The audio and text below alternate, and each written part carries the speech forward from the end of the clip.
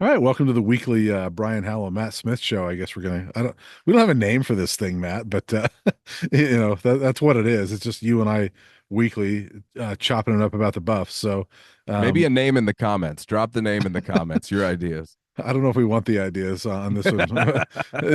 Nice only, please.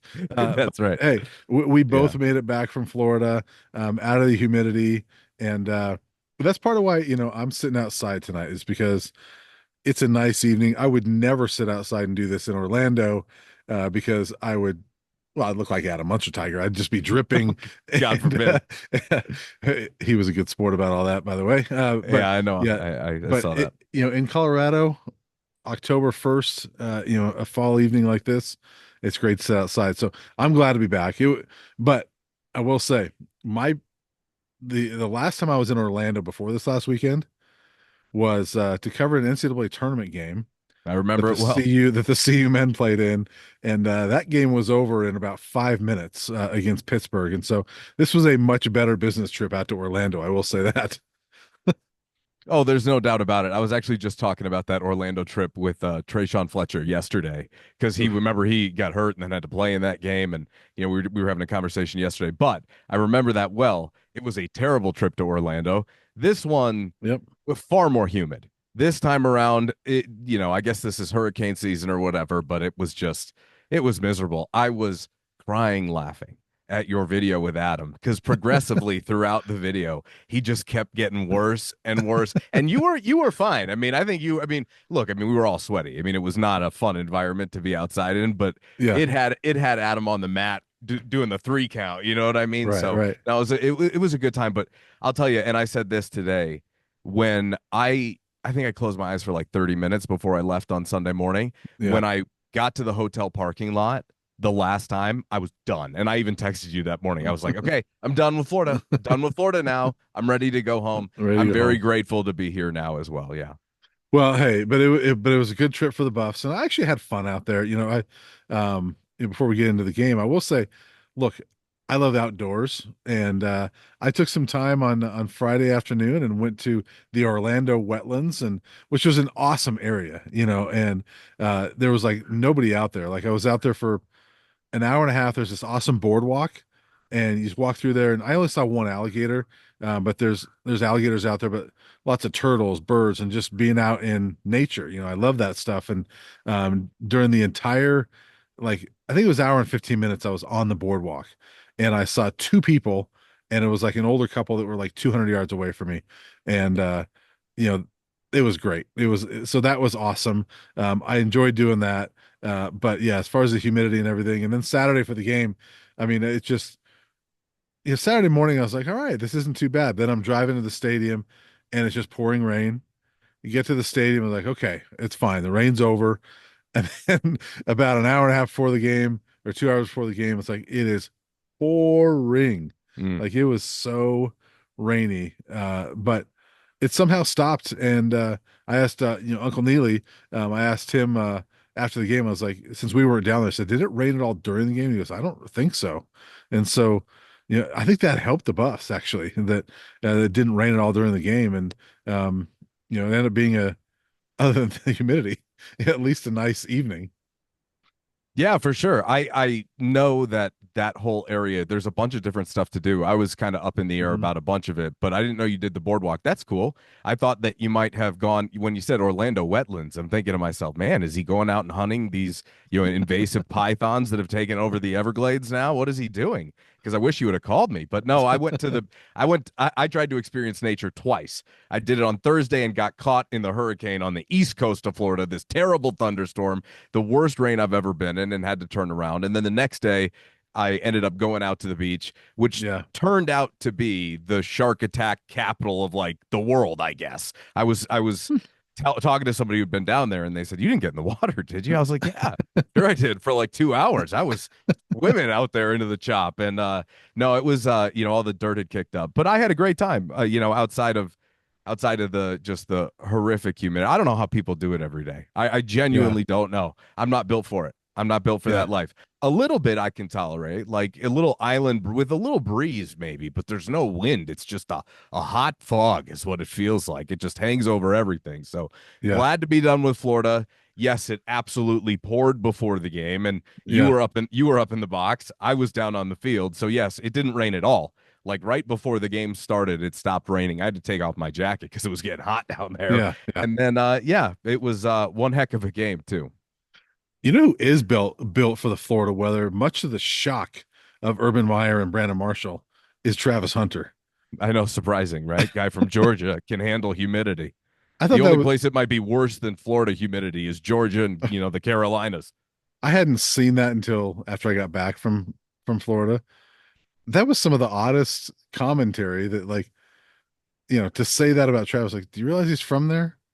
Like that's where he grew up, right? And like so that was kind of weird that like, oh, he's gonna feel this. Like, he's from there. Well, Travis Hunter looked to be Travis fair, Hunter looks just fine. they were all sweating through their suits on the set that morning, so I imagine that they were all kind of sharing their own experience. But yes, it was obviously a ridiculous comment and just another test passed in what is Right. the most insane cardiovascular athlete that I've ever seen. So, yeah, he Yeah, was yeah. sensational again, Brian. He was. Well, and look, I'm not really trying to rip on Urban Meyer and Brandon Marshall. I No, guess sort of it was, but was a like, dumb thing but to say, though. Yeah, but it really it goes to the whole discussion of, every week people doubt Travis Hunter, people doubt Travis Hunter, and I understand it in that nobody's ever really seen this, right? And when you see something you've never seen before, you're going to doubt it. And so, but that's what I admire about Travis Hunter is that he continually goes out and says, "Nah, watch, I'm fine. I can, I'm not like you. I can do these things." And yeah. and uh, it's just week after week. I know his 100-yard streak ended, but he still had 89, 9 catches, a touchdown, an interception. He's still making tackles, and he is so fun to watch. And I don't know if we said it before on this show, but just I'm grateful we have a chance to watch Travis Hunter. I feel like I say that every time I talk about Travis because Yeah, what else is there to say about Travis at right. this stage? You said that when people see something they've never seen before, they can tend to doubt it, Yeah, or you marvel at it. And that's what I'm doing. And I think that's what a lot of us are doing right now, which is why or both. I think some people are doing both. absolutely and think, well, I mean, we've never seen this before. It can't go to another level, can it? And Hmm. I keep saying this that when it comes to Travis and his pro prospects, I have no inkling in my body to bet against him doing this at the next level. He keeps proving that he can handle it from a conditioning perspective. I think he can handle it. Now, I don't think that they're going to let him go, complete full bore like he is right Yeah, now, but I still think it's going to be pretty close to full time because Brian, whatever team wants to take him, they're not going to be in the position to tell him no. They're going to need right, talent on both sides of the ball. And as Coach Prime says, you got him at receiver. Well, your best DB is on the sideline. You got him at DB. Your best receiver's on the sideline. So, right. we've talked about this at length, but he makes everybody better. And there's a presence about him out there. And you even saw Kobe Hudson, who's UCF's leading receiver, after Yeah, the game, put out a message on social media saying, "You really are the best in the world." Because when yeah, you see it yourself and you're actually on field level with it, and you and I obviously have had a chance to see that many, many times, it's impressive to yeah, the highest degree. And it was funny because I'm standing on the sideline and I'm with all the photographers and videographers, and they're all just going, "Oh my," you just hear these, "Oh, wow." Wow. And it's just, yes, there's elite talent there. And when we're talking about greatness, you know it when you see it. And that's yeah, what we're watching with Travis Hunter. And again, I just feel, as you brought up, very grateful to have yeah. that opportunity. I get sadder and sadder as the games go by because I realize more and more it's like, oh gosh, we're almost halfway through the season and there's only Right. like 7 more games of Travis now. So yeah, it's a pleasure. And I want to say this because I don't think I've said this with you. I want to give Deion Sanders a lot of credit for Travis Hunter because I don't think he gets enough of it. The job that he's done in guiding and raising him, I think a lot of people go, well, look at the natural talent that he has. Yeah, fair. I mean, Travis Hmm. was going to be a good player no matter who coached him. That's the truth. But I don't know that he would have gotten to this level as proficient on both sides of the ball, being able to manage the workload and really mentally dial into everything without Coach Prime. And I Yeah. don't think that he gets enough credit for that because I know this. There isn't another coach in the country that would have let Travis even try it full time both ways at a power forward level. And I don't know that there's another coach in the country that would have made it work. So Yeah. you have to give Deion Sanders and his vision for Travis a lot of credit there. And I feel like that's going to be a theme about what we talk about is giving Coach Prime a lot of credit for where the Right. Buffs are at right now. Well, and the reality is Travis Hunter um, lucked out that Coach Prime started his college coaching career at the time that Travis Hunter was going into college because that aligned very well for him to be able to play for the perfect coach for him because nobody knows it more than Coach Prime, who not only we talk about, we've never seen it before. Um, People said Bo Jackson and Deion Sanders could not play two sports, because they Right. hadn't seen it before. And they went out and did it. Coach Prime played receiver, not like Travis, but he played some receiver in the NFL along with corner, so he knows what it's like. And you know, people ask me all the time, though I do radio spots, or whatever, like, can he keep this up? Can he keep this up? I'm like, well, yeah, but one of the things you have to understand is that Coach Prime does a really good job of managing his workload during the week. He takes 2, 3 days off a week because he knows he can do it. And I love Coach Prime's quote after the UCF game when um, he says all the guys understand it, and he goes, if they came up to me about it, I'd be like, yeah, okay, well, do what he does, and you can have days off too. Right. And so um, he's doing a great job managing it, and you're right, he deserves a lot of credit for it, and we're grateful that those two came together at the same time in this, in these years that we could have them. No doubt about it. No doubt about it. And it led me to thinking something else as well. And it was something that Brock Heward, who was on the call for the UCF game when I Mhm. went back and watched the broadcast, and I've Yeah. known Brock for a couple of years now. He used to work at my former station's sister station, and so I've gotten to know Brock a little bit, and he's fantastic at what he does, and did a great job calling the game the other night. He brought up that their relationship, and I'm talking about Shador and Travis, is very similar to Kelsey and Mahomes. Yeah. And if you watch a lot of the routes, it's not like Travis is really running a specific route. He's attacking space. And I thought Brock brought that up. And I'll just say, if there's a really bold NFL team, you maybe think about getting both if you're at the top of the Well, draft and you've got yeah, resources to burn, because you could be looking at a really special connection. And I'm sure yeah, Travis would be able to develop that with somebody else. He's just that good. But the truth is there's something there. And I normally wouldn't say that you would think about doing something like that because the amount of value you're going to have to surrender if you're the first overall pick to then go get number two to assure yeah, that, yeah. it would be complicated, but I think it's actually worth investigating for a team that would be probably the worst in the NFL this season. Yeah, I was just gonna say as you were saying that like that's almost one of the sadder things that we may be down to only a few games of those two together, and what a pairing they've been. So Brock Heward, by the way, was on my flight home from Orlando I think he was wearing a Valor Christian Yeah. sweatshirt actually. So Yeah, um, I think his daughter plays volleyball. I think that's what it is. Yeah. yeah, I've seen him at like some of the CU women's basketball games and things like that. So he lives around there or has some Or maybe it's connection to there. So basketball. yeah, Yeah. something like that. But anyway, Good a guy. little side note there. Yeah. But yeah, I mean, what a performance by Travis. What a performance by Shador, Will Shepherd. There was so many guys, the running backs, the trio of running backs, really. I do a little one of the things I write after each game is a little sort of snapshot, where I look at like the turning point of the game, things like that.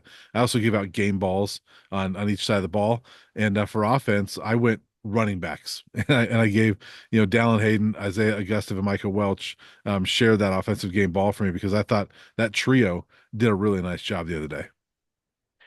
Yeah, my game balls on that one, to be honest, has to go to the coaching staff. And I think the Yeah, running backs is the right way. But you and I have been talking about this now for the better part of a month about the changes that needed to be implemented if they wanted to be taken seriously moving forward and to right. actually develop a complementary style of football. They've done that.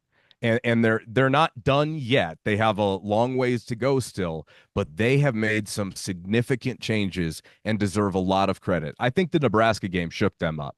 I do. I Yeah. think it shook them up to realizing that the issues, at least some of them that they had been having, were not fluky, maybe, and maybe they had thought they were from last year. And well, if we get new coaches and new talent, maybe we can fix that. They're doing some things differently. The intensity levels raised. They're locked in. Mhm. They're focused singularly. Like they're Yeah. not looking ahead. They're not talking about Big 12 contention. It's literally the next game. And that's how you stay Hmm. hungry.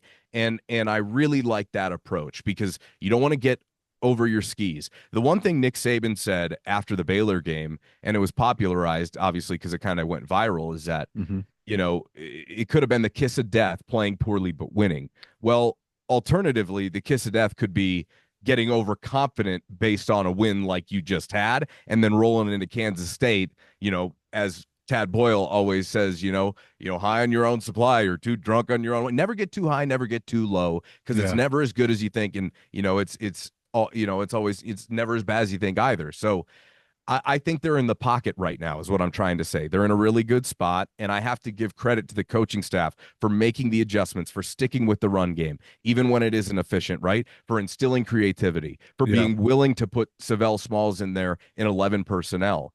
The last thing I'll say is UCF's defensive coordinator, Ted Roof, came out with those comments when he was asked about what CU did that they weren't prepared for. I think that's the biggest compliment CU's coaching staff has received thus far through 17 games under Coach Prime. Because Yeah. why? They outcoached him and they outstrategized him, and that's Yeah. a big old feather in Deion Sanders' cap. And congratulations to them for doing that. That's a huge step forward as a program. And Pat Shermer's cap, and real quick, 100%. I'm gonna flip on my there we go. It's getting darker, so I'm gonna throw on my light here. So there we go. But it was getting a little too dark. But yeah, honestly, look, Pat Shermer talked about it today too. One thing I loved about Ted Roof's answer, by the way, Mm-hmm. was that that's a common question. Hey, what did so and so team show you that you hadn't seen? And 98% of the time you hear nothing, we just didn't execute it, right? Mm-hmm. I thought it was refreshing. Like he actually said an answer. He actually answered that and said there was something they did. And but he was absolutely right. I wrote a story that I just posted a little bit ago and kind of broke down the numbers. And 3 games into the season, Matt, Savell Smalls was on the field for 22% of the snaps, offensive snaps. And game 4, yeah, Baylor, it was a little bit higher. It was like 35%, something like that. This We talked last about week, that last week. yeah, Remember that? Yeah. this last week, 67% of the snaps he was on the field for. Mm-hmm. And he actually had more snaps than Shepard, Horn, and LeJontay Wester in that game, which is a remarkable change. And Pat Shermer talked to us about that today, and he said, look, in doing some self evaluation, you look at these things, and he goes, I look at my own tendencies, and I kind of broke some of those. And I was like, that what a cool. I thought that was a cool comment too. It's like I broke some of my tendencies, and I think longtime Bronco fans would have been like, what?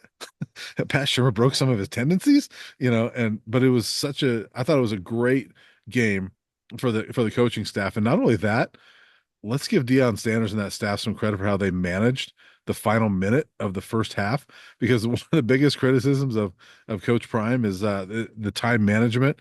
And let's be honest, he just hasn't managed some of those situations well. That was brilliant how they handled that last minute to get 2 field goals out of that last minute with there wasn't even a turnover.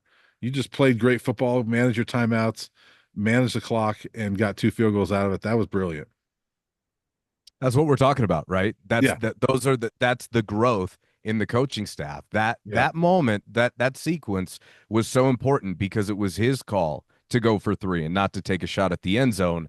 And and the other part of it is we have to give credit to Tajay McCoy for a big sack on third down following a drop from RJ Harvey on second down. Hmm. And then what happens? Jimmy Horn turns a punt return from nothing into something and gets them into field goal range. And shout Yeah. out to Alejandro Mata, who I've been very critical of. We have both been. Hey, stepped up and made a big one when it mattered. That was at the edge of where we've seen him make it. So again, that was Hmm. emblematic, Brian, of first of all, that was that was my favorite part of the game because Yeah. that shows me that they're learning, and that was emblematic of a situation that's, hey, I understand that maybe being aggressive is fun, but here's the situation.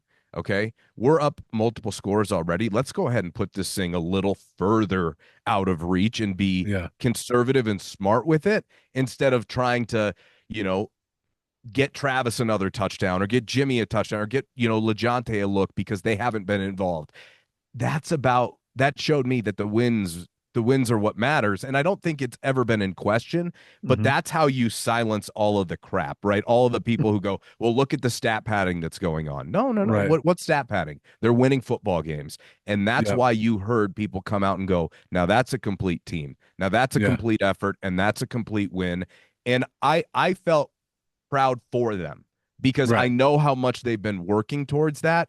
And it's not like they've been trying to do the wrong things exclusively. They're just honing everything in. And I think as a staff, there's more connectivity with this year's version than there was last year's. Right. And I'll say too that we don't know. We saw the clip where Coach Prime goes up to Sherman in the office, says, "Let's do this." We don't know what was said before that, but it sure No. sounded to me like their idea was, let's take a deep shot. And Coach Prime's talking them out of it. And so for all the people that say he's just trying to get stats for his son, look at that. Look at that situation. And because that was what situation where I would have expected him to say, I trust Shador more than anybody else. I want that ball in his hands and make a big play. Especially you're 1 week removed from him hitting that pass, right? To win a game or to tie a Yeah. game against Baylor. And so I thought that was a big moment. And I think like one of the coolest things about that moment too, Matt, I'm gonna get a little not sappy, but when you look at the well off, look at how that team responded to Mata, Yeah. They knew. and it was, but it was, I thought it was so cool watching Travis making Mata, hey, let's do your dance here. But it was like Coach Prime giving him a hug, Coach Phillips giving him a hug, linemen were giving defensive linemen were giving him hugs. And so um you know I don't always love like when sports teams talk about, oh, we're a family, but when you see something like that, it's like this team kind of is, they got each other's back here, and it was pretty cool to see. Offense, defense, and special teams guys were all behind Mata on that one. Yeah, nobody really made any egregious mistakes throughout the Yeah, course of the game. They didn't beat themselves. Now, right. you go back and you watch film, and as I said before, it's never as good as you think, it's never as bad as you think. I think Yeah, UCF beat themselves quite a bit in that game, and I'm not taking anything away from the win, but that's just, kind of what the tape shows. Some big personal fouls and some inopportune moments. Now, CU made some big plays. Shador hits Shepard on a 3rd and 15. That's a right. play above Yeah. expected, right? That's a monster play. So it's just one of those things where that's where the singular focus comes into play. And you do have to credit them as a staff for getting out to Florida on Wednesday and keeping everybody together in the hotels. And Coach Prime has talked Hmm. about that like 3 or 4 times now, I've heard since the game. You and I spoke about that last week, how I felt like it was going to be really important with all the Florida boys and all the potential Hmm. distractions to really ratchet it in. And they did. And I'll say one other thing. When you're around good teams, you can start to tell you have something when Hmm. there's more and more buy-in each week. When wins make the guys hungrier, because I've seen wins where it's like, whoo, can't I, that because Yeah. coming off the Baylor game where it's the miracle play, it could have been like that. You go out to UCF and get destroyed, right? Hmm. Well, that's not what happened. It was galvanizing to this team, and it acted as a bit of a springboard. And again, you don't want to get ahead of yourselves. It's 1 week at a time, but I'm starting to see some things where it's like, oh, senior laden team, experienced team, right? Veteran Yeah. team that's starting to come together a little bit more because of the experience and moments like that you reference with Travis and Mata. They know. They Hmm. know who's struggling. They know where they need help. And that's a big kick right there in that moment. And as Shepard said after the game, even guys who have come from different programs, they haven't experienced that level of pure Right. domination. Right. So if you can find a way to kind of bottle up the approach that you brought, now they get lucky clearly that KJ Jefferson threw a terrible ball to Preston Hodge, and Preston Hodge makes a great play. That was a terrible throw. Should have never thrown that ball, or at Right. least put some more air under it. Point is like the Shadura interception. Woof, we can just kind of write that one off because Yeah. it was almost. Did you get the Nebraska flashback at all right away? It Oh kind of yeah. felt like Yeah. that to Oh yeah. me. Yeah. And then but that's another sign of growth. They bounce back from that moment and they stare at adversity in the face. They just dumped it and they went Mhm. about their way. And I think they're learning as they go, Brian. That's why to me that Preston Hodge interception was maybe the play of the game because it was sort of that Nebraska feel right off the bat. It's like, oh boy, on the road, you throw a pick on the third play, they're knocking on the door, and if they score right there and you're down 7-0 after that, you're not that didn't lose you the game, but you're in a big hole at that point. And so for Preston Hodge to snag that interception, yes, it was a bad throw, but for him to, Yeah. he played it perfectly Yeah. and got the interception. And like Shador said after the game, and like we've seen on the well-off videos, like they were saying on the sidelines, all right, restart, let's go. It's Yeah. just there's just 9 minutes left now instead of 15 in the first quarter. So I thought that was a huge moment for them when Preston got that. And you're right. I mean, UCF, they shot themselves in the foot a little bit, but CU, you got to give them credit for taking advantage of those because, Yeah. we've seen some situations where, and both can be true. I don't want people to think, oh, you're making excuses for CU's win because UCF didn't play as well. Both can be true. UCF did not play. UCF to me is better than that, but CU had a lot to do with how UCF played, right? 100%. And so 100%. I think UCF will look better than that throughout the season. But a lot of it was CU and the pressure they put on them. And KJ Jefferson, by the way, did not look good. I No. mean, even the one, Travis's interception was insane. But what was Jefferson like? It was just kind of a floater. They put some zip on that ball, and that's complete.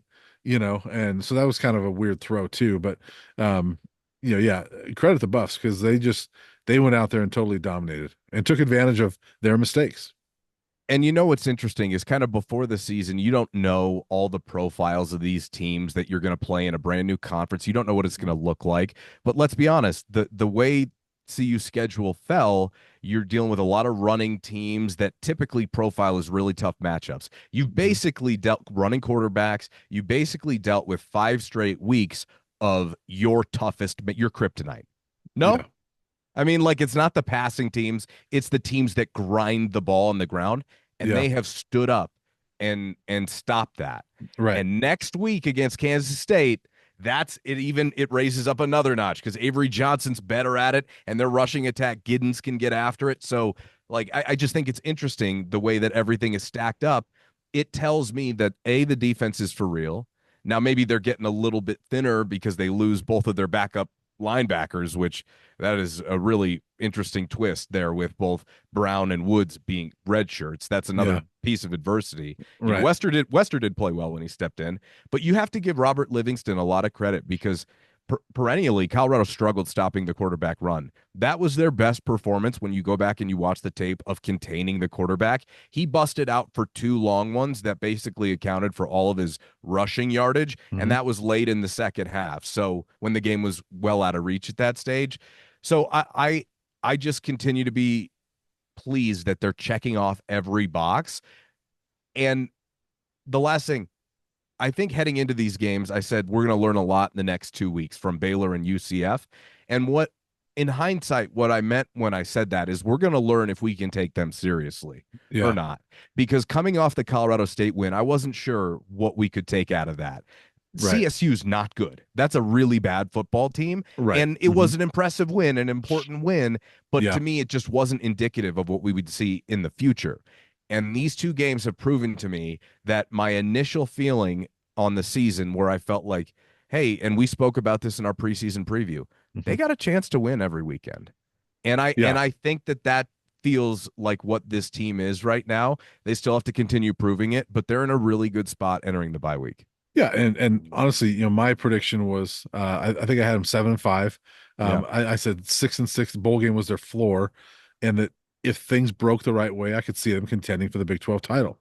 And the way I'm watching the Big 12 pan out, I'm like, Mhm. things might be breaking Colorado's way a little bit. Now, they've got to go out and do it, but as I look at the schedule right now, a tough game that I would have, or a game I would have said was a tough game to start.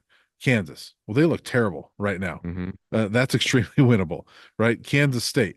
I think that's a tough game, but they look more vulnerable than I thought coming into the season.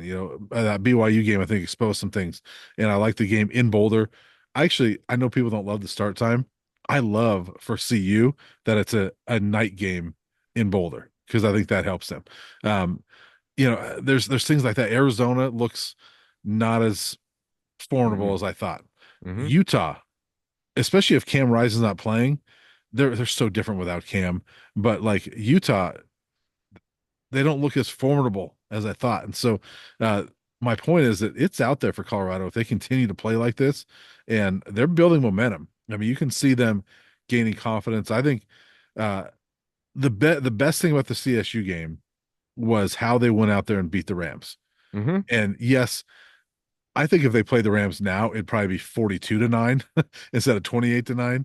I think that they were still, I think there was a lot of pressure on CU going into that game, to win it. You had to win that game. They went out and got it done. They won it convincingly. I think that was a huge one for their confidence. And then, they slugged through that game and maybe got a little lucky to beat Baylor, but they beat them and beat them Hmm. in the way they beat them was huge for their confidence. And then to go out there and do what they did against UCF, I expect them to come out of the bye week against Kansas State next week and be extremely confident, and hopefully not overconfident, but I expect them to be extremely confident and ready to play their best football game. Yeah. I just, so you're ready to put expectations on it. You there yet? Oh yeah, I think so. To Okay. me, look, I had them 3-2 at this point in the season, Yeah. and I thought they would lose. Well, I before the season, I had them Hmm. 3-2 with a potential loss in Lincoln and one in Orlando. And now the week of the Nebraska game, I thought they would go out and win it. And they didn't. Um, so to me, they're one game ahead of where I thought. And the way they beat UCF, like, all right, they stole a win that I didn't think they would get. So I have to put them ahead of schedule, right? And say, all right, if I had 7-5, I think I might go 8-4. Sure. You Yeah, know? and I think when I say expectations, I'm talking about like coming into the game. What are you going to Oh yeah, expect from this team? And I think they're starting to build more of an identity. It's yeah, not complete yet. It's just not complete yet, but we're getting there. yeah. We're the closest they've been to having a legitimate identity developed, and Right. it's actually a good one. It's not one where an offensive line, because let me take that back. They had an identity last year near Oh the yeah. end. It just wasn't good. Right, But right, right. now Yeah. they're starting to Hmm. develop a good identity because they're playing the balanced complementary Hmm. football. They're getting extreme defensive contributions from throughout the lineup. And some of the things that we thought we might see in the preseason, an improved defensive line, three NFL corners, that stuff is translating, and that's really good to see. Not to mention, they've had to deal with some injuries to some key Hmm. starters along the way, right? I mean, last year, losing Shiloh was a big deal. This year, you wouldn't even know that he was in the lineup or not to be, and that's a Right. credit to Carter Stoutmeyer, but they didn't really have that depth last year. So, Right. there are many different areas in which they're improved, but again, I have to credit the track they're on to the coaching staff because I've noticed a seismic shift. And as somebody who's been critical about in the past about, hey, look, I don't know if this is the right way to do that or game management, I have to give them their flowers. It's Yeah. only right, and I want to because they deserve it. And I Yeah. hope, and Stephen A this morning on First Take said, look, if they continue on this trajectory, Coach Prime should be in the conversation for Coach of the Year. Let me second that. Okay. Let me second that. If they continue on this trajectory, I mean, he should be the runaway if they continue on this trajectory. But to go back to your Big 12 point, it's wide open. It's wide Yeah. open right now. And I think these teams have been cannibalizing each other just a little bit, like you normally see. It's going to come down to tiebreakers at the end of the day. And if you have the tiebreaker over Kansas State and Central Florida, you'll feel really good about heading on the road to Tucson the next week for Yeah. sure. Yeah. And when you ask about expectations, the reason why I would say they're there more is because before last week, all we'd really heard is this is what we can do. This is what we can do. And it was a lot of this is what there was a lot of telling us what we can do if everything goes right. Last week we actually saw what we can do. Yeah. And I think that, if you're coaches, you tell this team, okay, look, now you've shown you can do it. We expect you to do it all the time. Right. You That's the know, bar now. Yeah. yeah, that's the bar. So go do Mhm. it now. And you know, I don't expect them to look like that every week. I think that they're capable of doing it. But I think it's going to be tough to play that way every single week in this conference because I think it's because of what you said. I mean, it's the conference is going to cannibalize itself, and there are a lot of good teams in there. And Hmm. look, you look at the preseason top five in the conference, and Colorado still has to play all five of the top five. Now, Kansas isn't looking very good right now, but they still have to face each of the top five, and that game's in Kansas City. So there's going to be some tough games. I don't expect them to play like that every week, but now that we know they're capable of it, you have to say, all right, go do it. Go do it again. Go show us again. And I think that it's sort of it is a prove it business, right? And Yeah. so yeah, they went out and proved it. You got a lot of national people eating some crow, including Paul Feinbaum, which I'm not sure we ever thought we'd see that. Where he's actually saying, "Okay, maybe I was wrong." So, but they're going to take that back if you don't keep doing this. And so, if you want to keep proving people wrong, you got to keep doing this. And so, now that we've seen they're capable, go do it again. A fan only blows when you're hot. That's right. Coach Prime. It's just the truth. It's the Right. truth. I mean, Mhm. and for Colorado, I think to be seriously considered as a legitimate contender by the consensus, you beat Kansas State at home and then you enter that conversation. But Yeah. inside the building, that just win games and everything else will take care of itself. So I like that we're there now because I feel like it took a little while, maybe a little longer than it should have to get there or whatever it takes. Hey, we got to run the ball 25, 30 times a game. We're doing it, right? We Yeah. got to be in 11 personnel. We got to use Savell Smalls. We're doing it. Mhm. Whatever it takes to win. Because at the end of the day, that's what really matters. And when Travis and Shador told us, I don't know, was it after the North Dakota State game that they really don't care about individual awards? I know Travis did the Heisman and it's going to look different. I can tell you right now, if you offered Travis Hunter a 10-win season or the Heisman, he would take the 10-win season, Brian. Right. And you know Yeah. what? The Heisman might just come with it if Right. Colorado were to get there. So the point is that there's real leadership. We talked about the tent poles of leadership at like every position. All of those guys are in place. Guys like Shane Cokes, who I think are doing a fantastic job. Mhm. Wonkwo, I'm going to put in that conversation as well. Bentley, we can go through the defense. Cameron Silman Craig, a lot of those guys and I don't know about you, but I see a lot of their personalities in this team.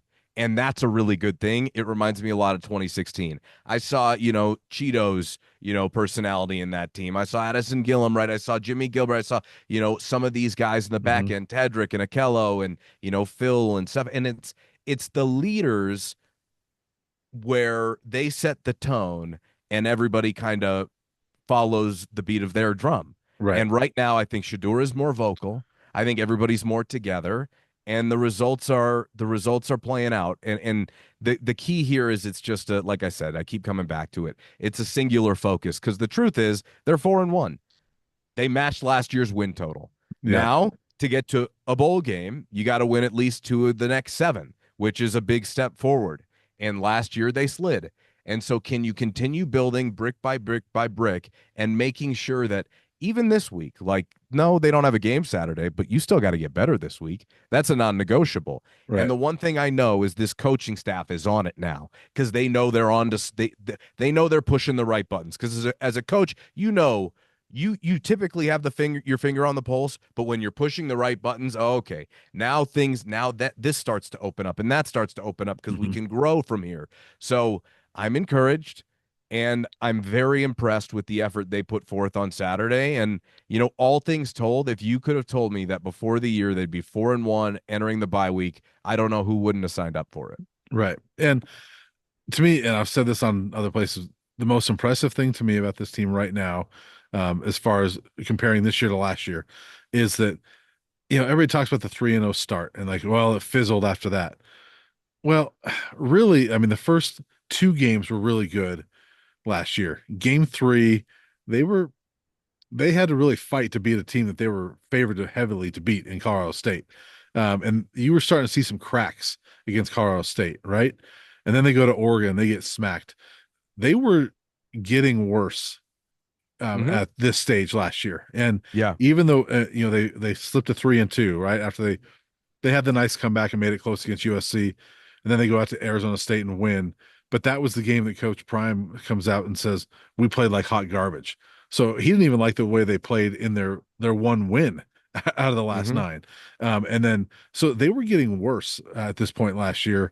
Whereas right now, I think you could. honestly say they're getting better every week. And it started, you know, sometimes I look at in game and I say, yeah, I don't know if how much a nice second half and a blowout loss carries over. I think it really started at halftime in Lincoln because they came out and they're down 28-0. They come out and outscore the Huskers 10-0 in the second half, shut them down. And I've heard people say, well, yeah, but Nebraska had, they had kind of taken the foot off the gas. Nebraska wasn't taking the foot off the gas against Colorado. They would have loved to have made that 56-0. They were not taking the foot off the gas. Colorado played a much better second half, and I think they started getting better from that point on. And that's what's impressed me about this team is that they are getting better through 5 weeks, not getting worse. And you have to love the trajectory. Yeah. And with everything that's going right now, it's really cool to see kind of this weight that's been lifted off of people around the program, Hmm. because when you're doing things and you feel like it should be working and it shouldn't, you keep hitting the same walls, it gets really frustrating.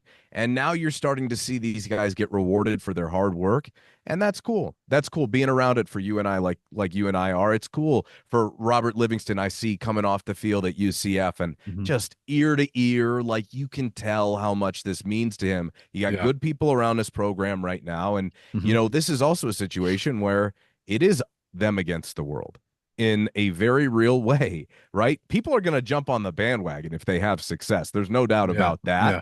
But let's not forget where things were just a month ago. Okay. Right. They were public enemy number one in a lot of different places. So I appreciate people giving them their flowers. But as you brought up, hey, if you don't keep winning, this thing will change. So Yeah. I have been so pleasantly surprised. There's a couple other things I think that are worth noting here. Number one, like we're starting to see the full arsenal of who this team is. Everybody's getting involved, receivers, running Hmm. backs wise. Guys are getting involved. You're seeing the depth of this team come through, which is, I think, where a lot of people had questions about, well, can you build a team with legitimate quality depth in the transfer portal? And the answer is yeah, but it takes a Yeah. buttload of work. Like this thing was not put together overnight. They have been Yeah. really working at this thing to get it to where it is right now. And I think they're in a good spot as long as they stay healthy.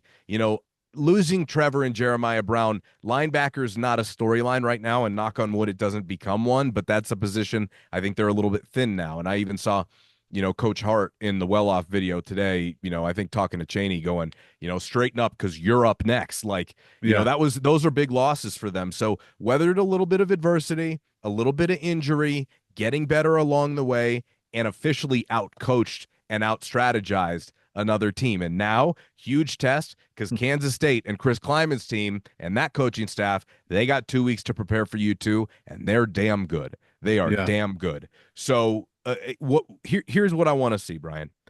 Where it fell apart last year was the bye week. Okay. They blew the 29-point lead to Stanford, and they did nothing differently over the bye week to prepare for UCLA. So when they rolled out the same nonsense at UCLA said, we've seen all this on film. Yeah. Really? Like this is all, and they killed Shador. That was the worst day the offensive line had last year. They can't make those same mistakes again this year, and I don't think they will. You've got to come out Yeah. with It's different looks out of the yeah. bye week, and you've got to be ready with, you know, uh, you've got to work on what your weaknesses right now, self scout, and figure out Yeah. where, okay, where do we really need to get better? And I think they will. I'm not saying they won't. The point is that this is an opportunity to take Hmm. another jump. Show me coming out of the bye week that you really use these last 2 weeks and have a great plan, and I'll feel even better about where this thing is moving forward as well. Well, I think we're already seeing signs that it's not going to be the same as last year. And Oh, for sure. for one, too, I also think they went into that bye week with that devastating loss to Stanford, that where I think they checked out up 29-0, and were just shell shocked that they let that happen.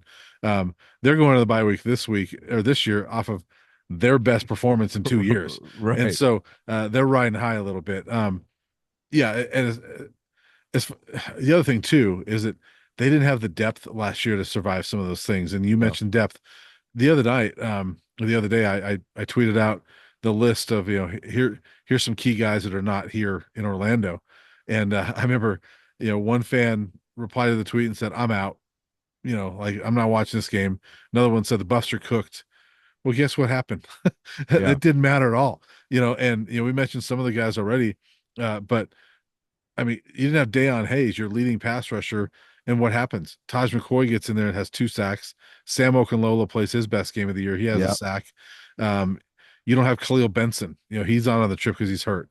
Well, Kareem Harden steps in there, and Hmm. I haven't looked. I don't know what his PFF grade was, but I don't know how he graded out and things like that. But you didn't notice him, and a lot of times you notice those offensive line because they're screwing up.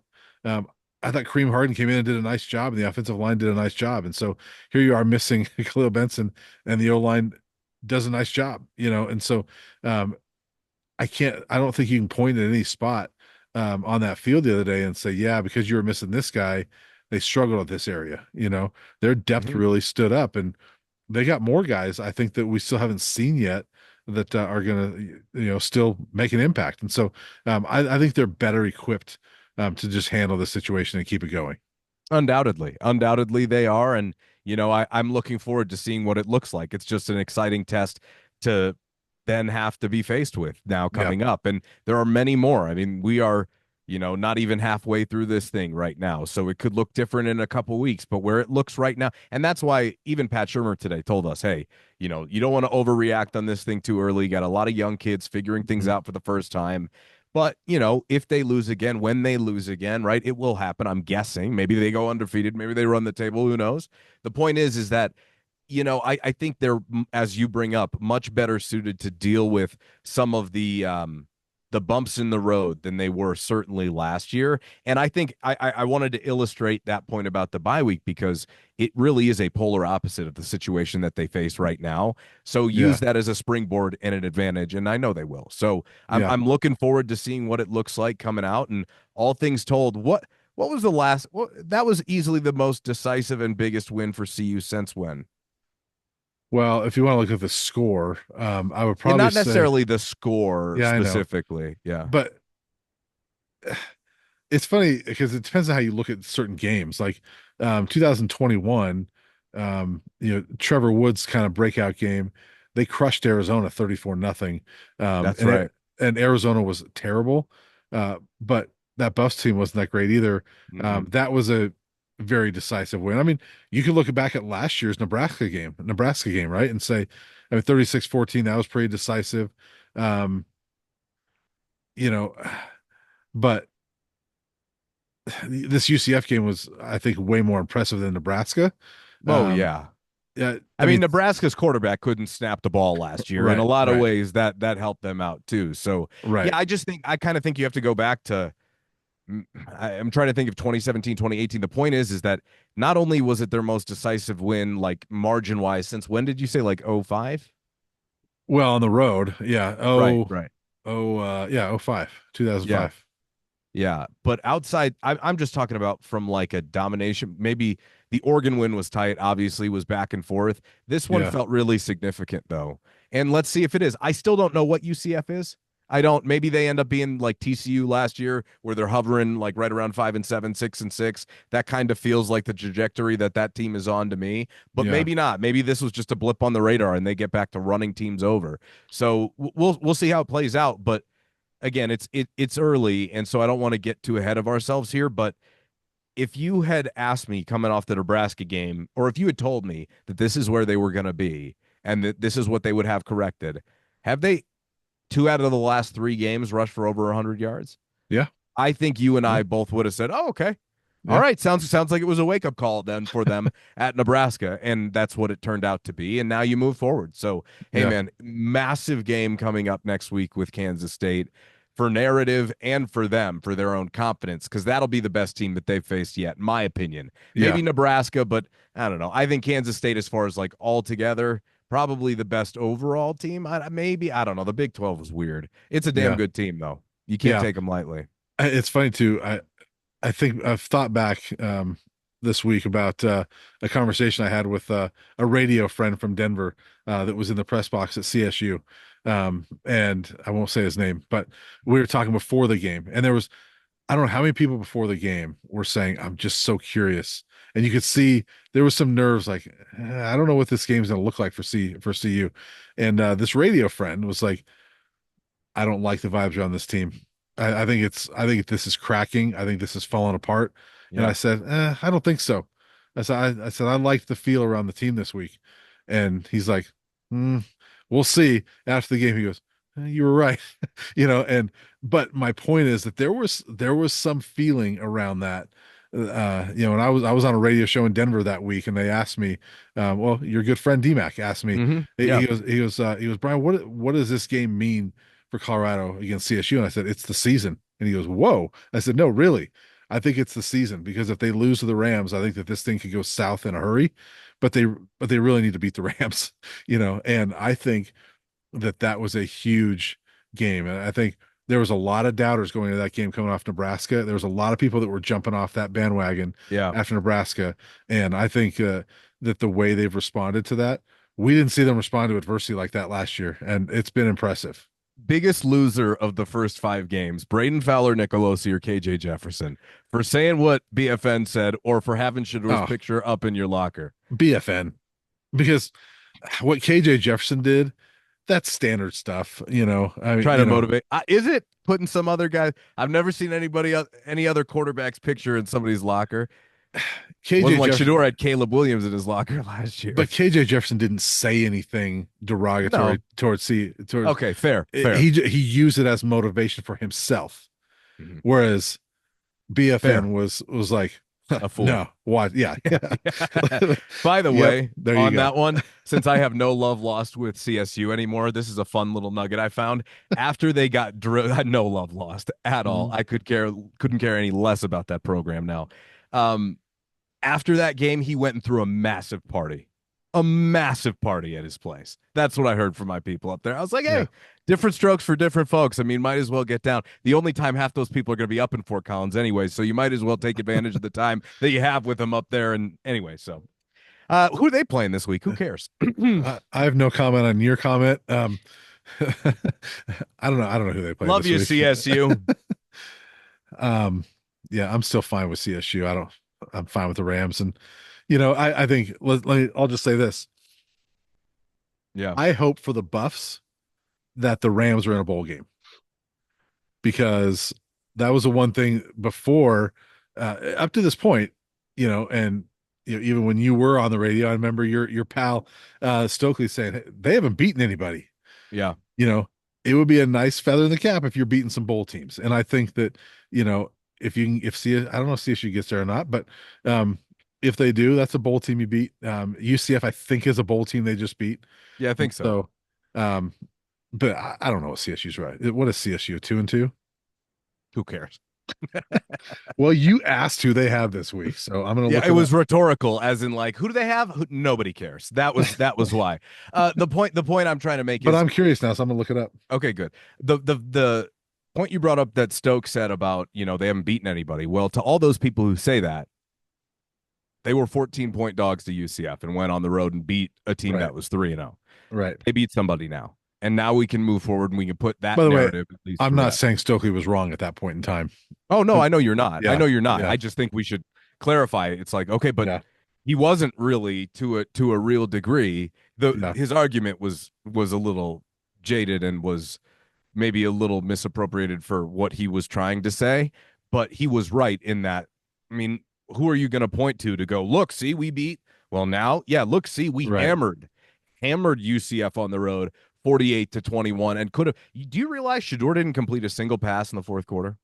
His Why? last Yeah. completed pass was LeJonte's catch for a touchdown. Well, I know they only had 8 yards in the fourth quarter, and Yeah.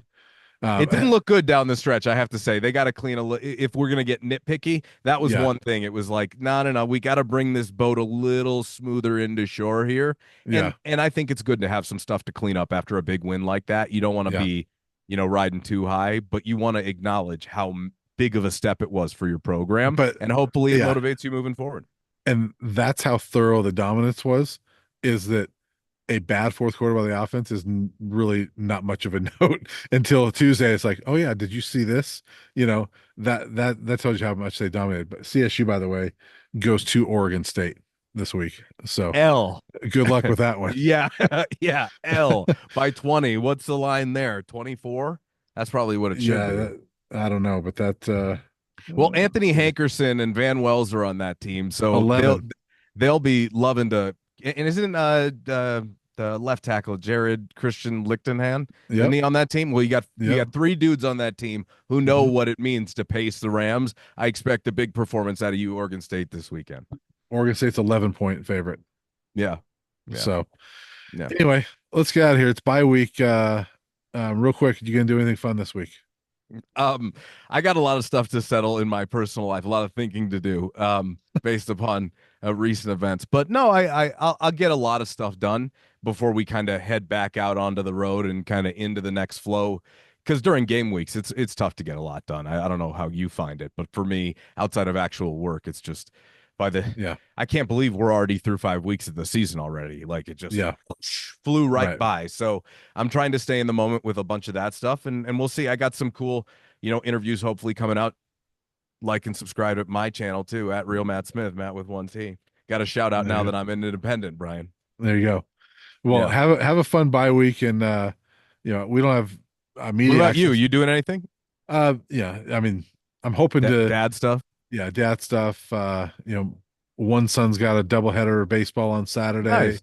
Another one's got a cross country meet, and we're hoping to go up to Estes Park, and we like to go up there in the fall and see the elk and do all that. And so, hopefully, some mountain time, and you know, and then of course, I got things to do around the house that Oh it's yeah. hard to get done during game weeks, and so The honeydew list. yeah, so she's like, this might be a good way to get this done too. Like so, Yeah. so yeah, And there's some this things. might be was not a gentle suggestion. Right. Yeah. This is a really Yeah, good week yeah. to get it done. This is the week you're doing it, actually. Right, Just so right, you know, right, you don't know that yet, but right, this is the week you're doing it. right. So yeah, So, let's get to it. And hey, we'll see you next week. all right, sounds good, buddy.